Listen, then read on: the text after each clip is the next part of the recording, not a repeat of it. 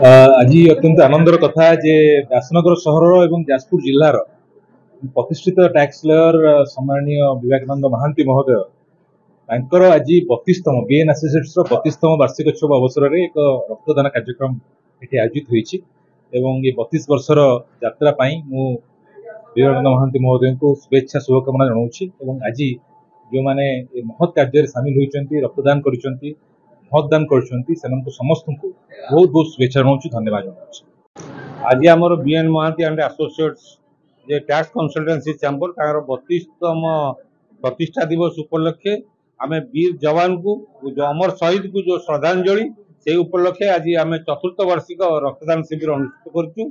आम समस्त साहाय्य सहयोग विभिन्न संगठन एवं वकिल माने विशेष करी एवं आमर बीएन महांती एसोसिएट्स आम ओडिशा संवाद जो आम ओडिशा ता सहयोग आम आज अनुष्ठित करुचु। आपको उद्घाटन कर माननीय विधायक कोरेई एवं तत्सहित विभिन्न मान्यगण्य व्यक्ति जोग एवं निश्चय सफल हम बोली आम आशा रखीचु।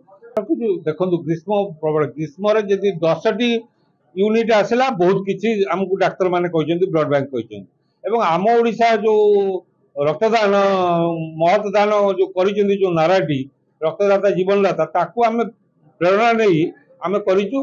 प्रथम थर 63 होता गत थर 73 तापर 63 एथर आम आशा रखुं निश्चय 75 हम।